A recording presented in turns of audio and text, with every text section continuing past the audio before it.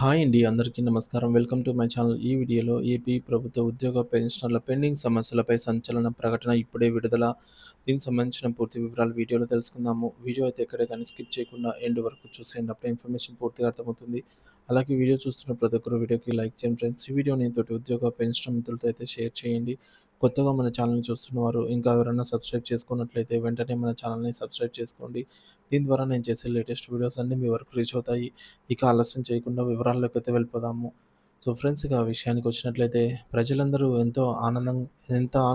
ప్రజలు ఎంత ఆనందంగా ఉన్నారో తెలియదు కానీ ప్రభుత్వ ఉద్యోగులు, ఉపాధ్యాయులు మాత్రం ఆనందంగా లేరు అనేది వాస్తవము. ఎందుకు, ఏమిటి అనే పూర్తి వివరాలు తెలుసుకుందాము. ప్రభుత్వంపై ఉద్యోగులు, ఉపాధ్యాయుల అసంతృప్తి. కూటమి ప్రభుత్వం అధికారంలోకి వచ్చి దాదాపు 1.5 సంవత్సరం గడుస్తున్నా కానీ కూటమి ప్రభుత్వం ఎన్నికల ముందు ఉద్యోగులకు ఉద్యోగుల సమస్యలన్నిటినీ పరిష్కరిస్తామని, ఉద్యోగులకు స్నేహపూర్వక ప్రభుత్వంగా వ్యవహరిస్తామని హామీ ఇచ్చింది. కానీ ఇప్పటివరకు ఒక్క సమస్యను కూడా పరిష్కారం కాలేదు. ఇది చాలా ఆందోళన కలిగించే విషయము. మరి ఉద్యోగ సంఘాలు లేవనెత్తినటువంటి కొన్ని సమస్యలు ఏంటనేది ఇప్పుడు చూద్దాము. సో కారుణ్య నియామకాలు. కోవిడ్-19 మహమ్మారి కారణంగా వేలాది మంది ఉద్యోగులు, ఉపాధ్యాయులు మరణించారు. వారి కుటుంబాలకు కారుణ్య నియామకాలు కల్పిస్తామని ప్రభుత్వం ఉత్తర్వులు జారీ చేసింది. అయితే పంచాయతీరాజ్ శాఖలో సుమారు 1000 మంది ఉద్యోగులు, ఉపాధ్యాయులకు, వారి కుటుంబాలకు ఇప్పటికీ కారుణ్య నియామకాలైతే లభించలేదు.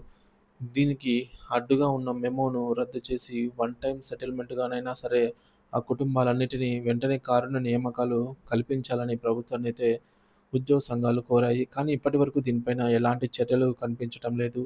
సిపిఎస్, డిఏ బకాయిలు మరియు వ్యత్యాసాలు. గత పీఆర్సీకి సంబంధించిన డిఏ బకాయిలను సెక్రటేరియట్‌లో పనిచేసే ఉద్యోగులకు చెల్లించారు.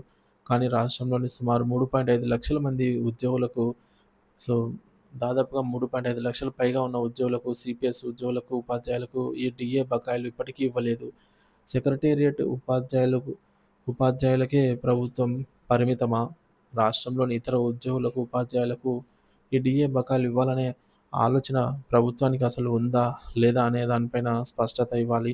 కేంద్ర ప్రభుత్వం సిపిఎస్‌లో ప్రభుత్వ వాటాను 10% నుంచి 14% పెంచుతూ 4 సంవత్సరాల క్రితం జారీ చేసిన ఉత్తర్వులు జారీ చేస్తే, తాజాగా రాష్ట్ర ప్రభుత్వం దాన్ని అమలు చేస్తూ ఒక ఉత్తరం ఇచ్చింది.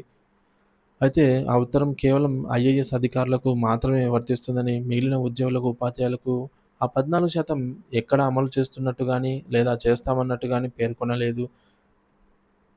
ఒకే సమస్యతో ఉన్నటువంటి ఉద్యోగుల మధ్య ఈ రకమైన వ్యత్యాసాలు చూపించడం అసంతృప్తి మరియు మరింత పెంచుతుంది.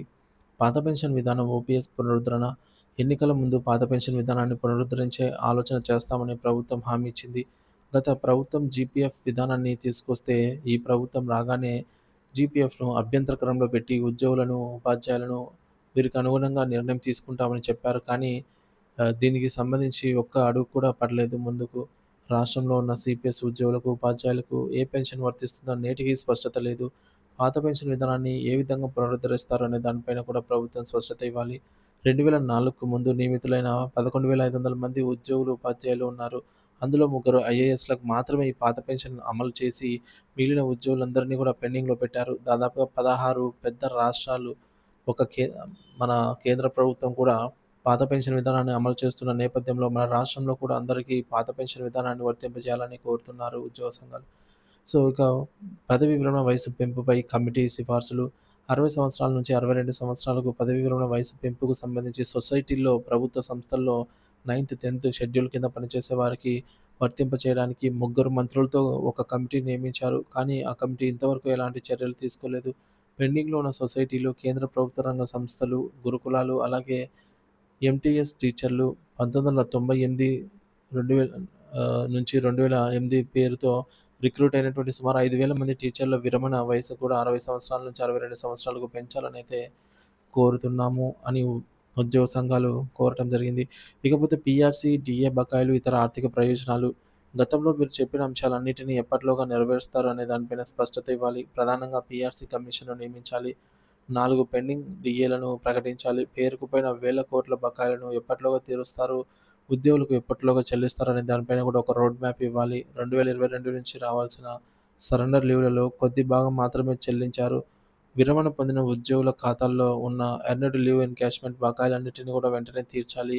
అలాగే సెప్టెంబర్ 2024 నుంచి పెండింగ్‌లో ఉన్న గ్రాట్యుటీని కూడా వెంటనే ఇవ్వాలి. ఉద్యోగి విరమణ పొందిన రోజునే పెన్షనరీ బెనిఫిట్స్ ఇవ్వాలని ప్రభుత్వ ఉత్తర్వులు ఉన్నప్పటికీ, ప్రస్తుతం ఉద్యోగికి కేవలం పెన్షన్ మాత్రమే లభిస్తుంది. గతంలో కనీసం కమ్యూటేషన్ అయిన 2, 3 నెలల్లో ఇచ్చేవారు. ఇప్పుడు అది కూడా ఆగిపోయింది. కాబట్టి ఉద్యోగులు విరమణ పొందిన రోజే వారికి రావాల్సిన పెన్షన్, కమ్యూటేషన్, గ్రాట్యుటీ వెంటనే ఇచ్చే విధంగా ప్రభుత్వం చర్యలైతే తీసుకోవాలి. అంతర్ జిల్లా బదిలీలను స్పౌస్ కేటగిరీ కింద భార్యాభర్తలు ఒకే చోట చేరటానికి మరియు మ్యూచువల్ గ్రౌండ్స్ కింద జరిపారు. అయితే జిల్లాల్లో సర్ప్లస్ టీచర్లు ఉన్నారనే పేరుతో స్పౌస్ కేటగిరీలో దరఖాస్తు చేసుకున్న వారికి సగం మందిని మాత్రం నిలిపివేశారు. ఇప్పటి వరకు జిల్లా బదిలీల ఉత్తర్వులు కూడా ఇవ్వలేదు. కేవలం 68 మంది టీచర్లు పెండింగ్‌లో ఉన్నారని తెలిసింది. ఒక్కో జిల్లాకు నలుగురు, ఐదుగురు టీచర్లు సర్ప్లస్‌గా వెళ్ళినంత మాత్రాన సర్దుకోలేని పరిస్థితి ఏమీ లేదు. సో, కాబట్టి ప్రతి నెల వందలాది మంది ఉద్యోగులు, ఉపాధ్యాయులు విరమణ పొందుతూ ఉన్నారు. కాబట్టి స్పోర్ట్స్ కేటగిరీలో దరఖాస్తు చేసుకున్న వారందరికీ జిల్లా బదిలీల అయితే జరపాలి. ఈ జిల్లా బదిలీలను డీఎస్సీ వాళ్ళకి ప్లేస్‌మెంట్ ఇచ్చే లోపల జరపాలనైతే కోరటం జరిగింది. ఉద్యోగులు, ఉపాధ్యాయులలో పేరుకుపోయిన ఈ అసంతృప్తికరమైన అంశాలన్నిటిని ప్రభుత్వం ఏ రకంగా పరిష్కరిస్తుందో ప్రకటించి, ఉద్యోగులు, ఉపాధ్యాయులు కూడా ఆనందంగా ఉండేలాగా చర్యలు తీసుకోవాలని కోరుతున్నారు. ఇక ప్రభుత్వం వైపు నుంచి పండుగ సందర్భంగా ఎలాంటి ప్రకటన రాకపోయినా సరే, సో, దసరా పండుగ సందర్భంగా ఎలాంటి ప్రకటన రాకపోయినా, ఎలాంటి సానుకూలత వ్యక్తం కాకపోయినా మా పోరాట కార్యక్రమాన్ని ప్రారంభించాల్సి ఉంటుందని కూడా ప్రభుత్వాన్ని హెచ్చరించడం జరిగింది ఫ్రెండ్స్.